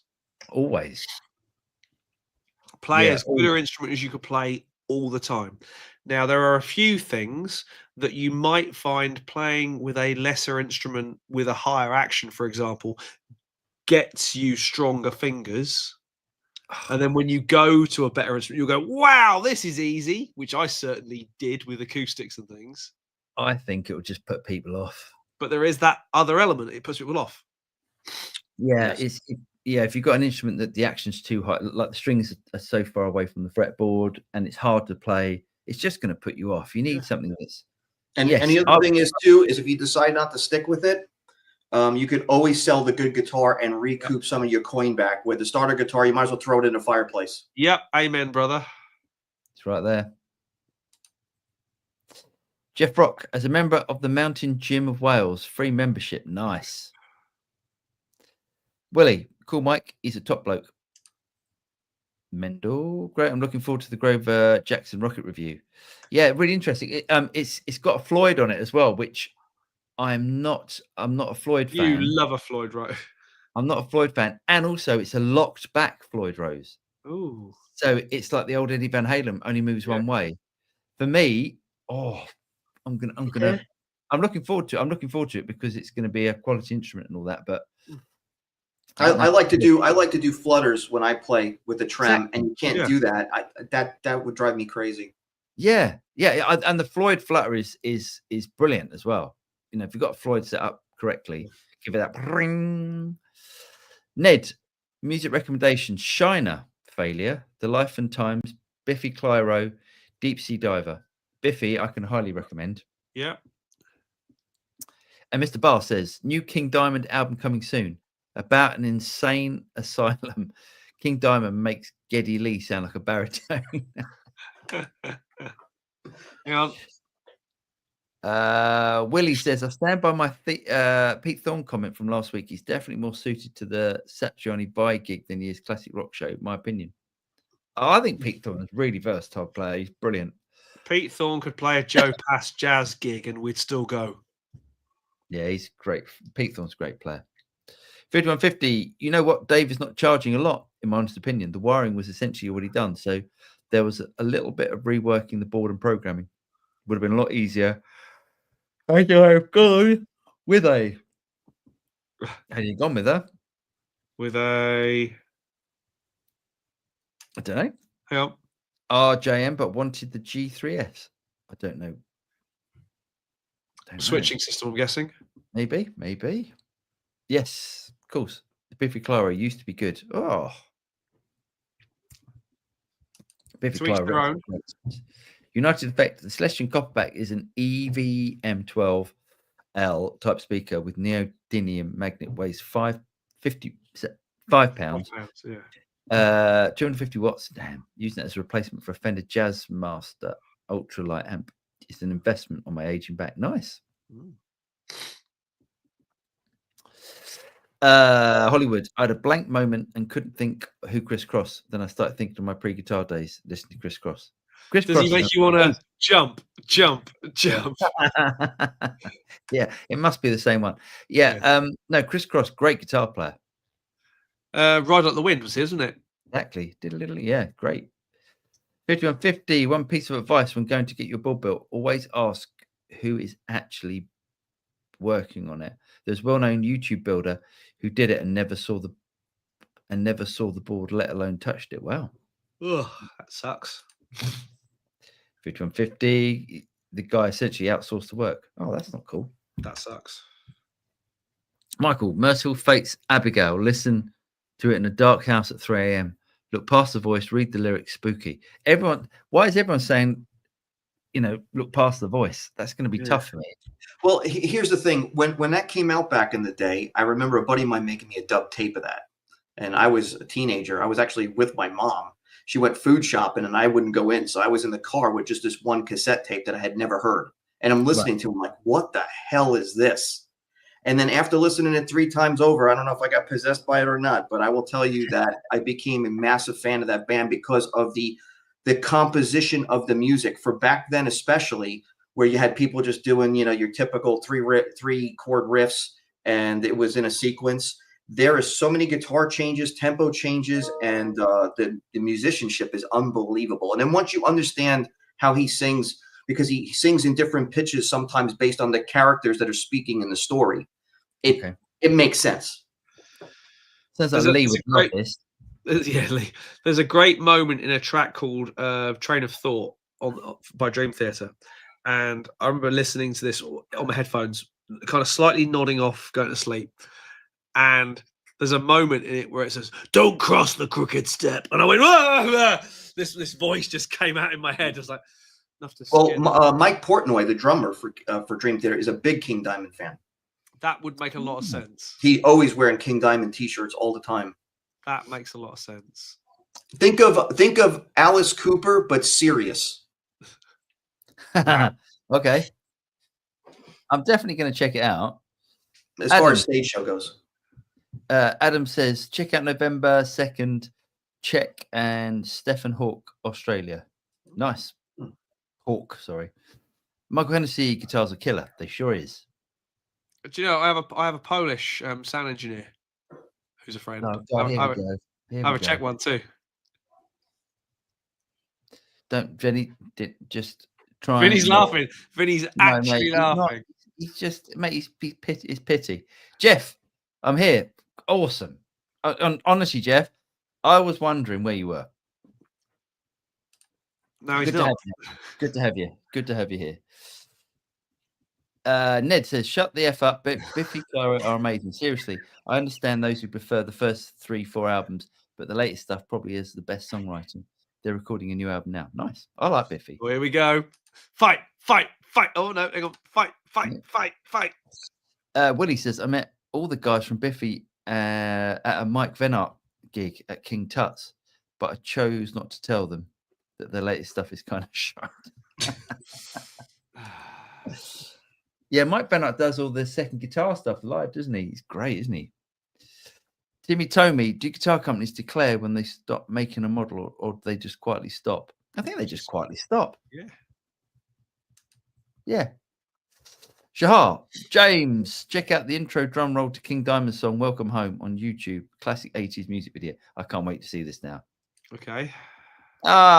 Phil's here from 40 Watt Podcast. I know, mate. He says, "Ooh, we're talking prog rock music for math nerds. Love it." I'm not a prog fan, to be honest, but is it prog? Is King Diamond prog, Vinny? Prog metal. I would say it would be. They were like really the first gothic prog. Gothic progressive metal band. I would say, yeah. Is So- it goth prog or prog goth? I don't know. We didn't put all the freaking titles on crap back then. It didn't like it was just metal. Everything was metal. I mean, you know what I mean? I don't know. Yeah. I know Mickey D played drums for King Diamond for a while, and then went off to didn't he go off to Motorhead? Didn't he to play drums? Don't know. But Matt, you would James, you'd like Matt Thompson. He's got a unique playing style. It's very good. Al says, Vinny, me, and Paul had to endure these jokes by James at NAMM all week. Oh yeah, Vinny, me and Paul had to endure these jokes by Well, I did last year. It was my turn in the barrel last year. Yeah. Gosh, shocking. Super Isle, thanks for the answer. What would you recommend for effects unit with a valve amp? Should I use all analog, or is digital as good as analog? Thanks once again. So, would you effects unit? It depends what you mean by effects unit. Do you mean like reverbs, delays, and that sort of stuff? What's the new fractal unit? The fractal effects. Yeah, exactly. Yeah, the VP4. Yes, VP4. That. Yeah, you're right. That's probably what I would recommend to anybody. Fractal stuff is off the charts. Yep. Have you tried any fractal stuff, Vinny? No, but I want to get that. Is it a VP4? I like the idea of it because it's just straight up, not complicated. I like that. You should try the Axe Effects. The Axe Effects stuff is off the charts. Jeff, oh no, there's going to be a Biffy off. It does seem it's all kicking off, doesn't it? Gog Rock. Ned, Willie, I like that. You're so funny. Disagreement on this stuff is okay, but when we were teens, someone saying that one of your favorite bands is shite could lead to a fight. It's true. It's like adults and football, isn't it? Sorry, soccer, Vinny. Like, yeah, they can still fight over football teams. Keith, talking to Mike Portnoy, one of the funniest things I've seen recently is Portnoy hearing Taylor Swift for the first time on Drumeo. And he played that tune like he should have. There's no way that's real. There's no way that anyone has not heard Taylor Swift. There's no way. That's fake, isn't it? Who knows? Adam said, he says, Paul, do you miss playing live? Any plans to get back out there? Do I miss? No, I still gig. I haven't gigged for quite a few months, to be honest. I'd like to do some more gigs. It's funny. I like the idea of gigs. Until that hour on stage is brilliant. The 5 hours killing time beforehand sucks. Oh my god. So here's one for you, boys and girls. I've been inquiring because it was mentioned that the Studio Rats Live should play at NAMM next year. I've inquired. Have you? We could get a slot. Nice. Where? In the Hilton or the Marriott. No, I want the big stage. Of course you do. You're not a Yamaha artist. That's why you can't get the big stage. Is it a Yamaha? Is it only Yamaha? It's a Yamaha thing, yeah. Oh, man. Rubbish. But I fancy playing the Hilton or the Marriott. Could be quite fun. Yeah, that sounds fun. Will anyone come and watch us? That's the thing. Because obviously you haven't necessarily got to go to NAMM to get into the hotels.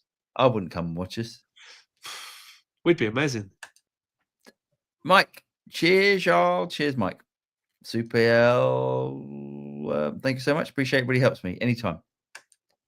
Al, yes. I think that's a yes from Al. Okay. Hang on. Oh, come on.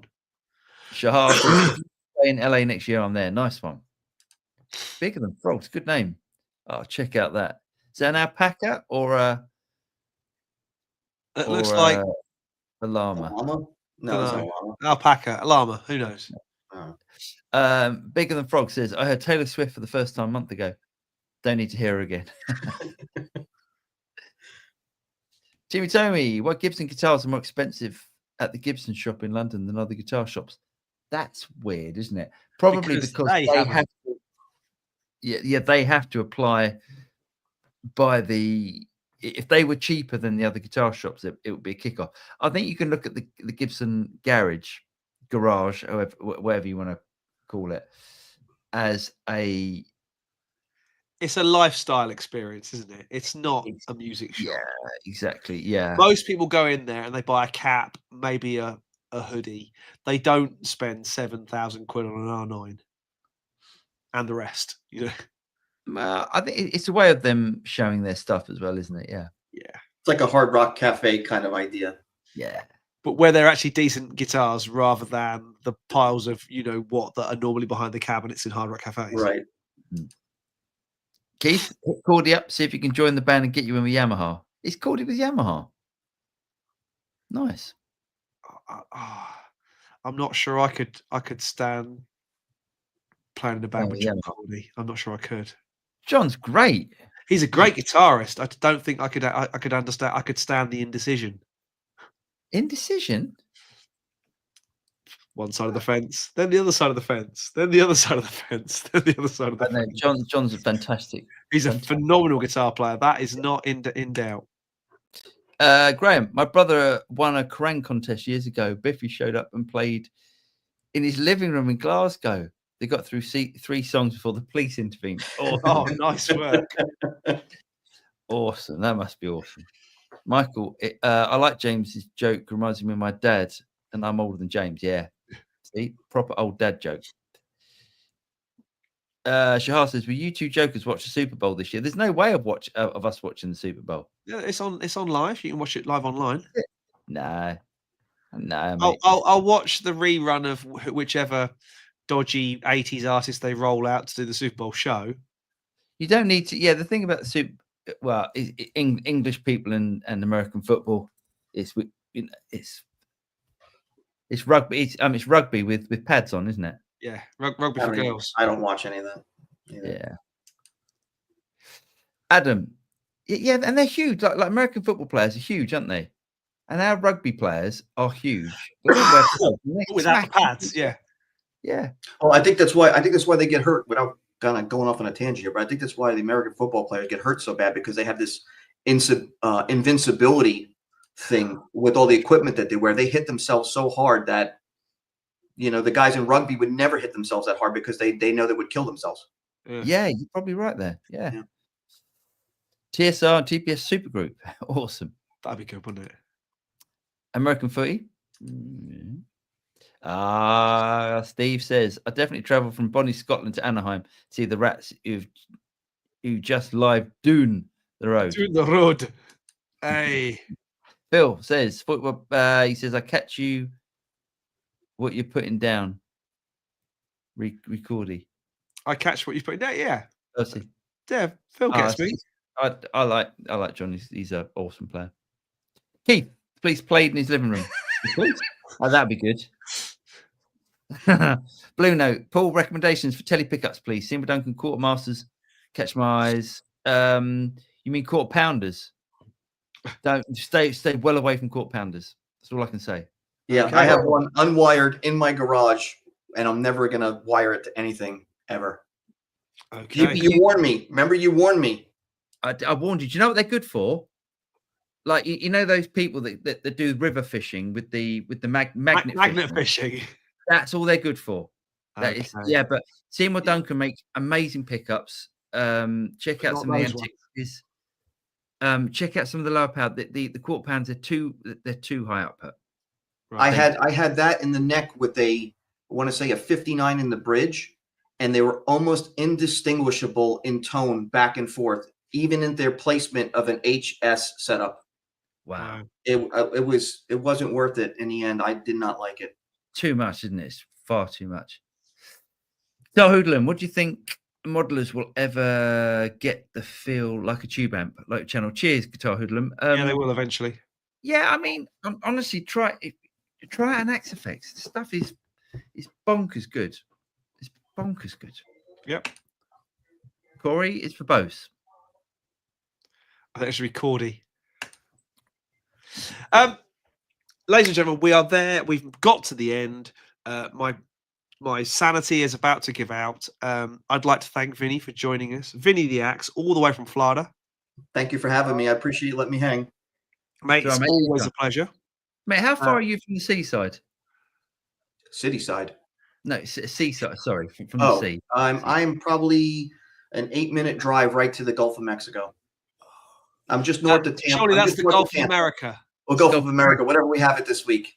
It could be the Gulf of the Axe. Never know. But Yeah, it's only like an 8-minute, 10-minute drive right to the water where I'm at, which I Oh. also have to worry about every year, and my house getting destroyed from a hurricane, which Oh, is yeah. what sucks about living here. That's the only thing I don't like about it.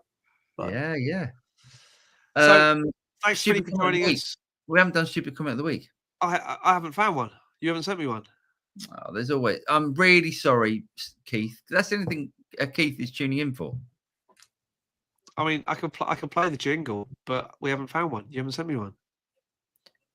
I don't spend my week trawling the channels of YowTube to. it just makes me new into this whole thing. It just aggravates me, and I shouldn't even take it personal, but when somebody chimes a comment in and is repeating something or telling you something that you already said in the video because they didn't watch it. Yeah, that's a classic. I've got loads of that. If you want to dive into a pool of that, it's called Dolby Atmos.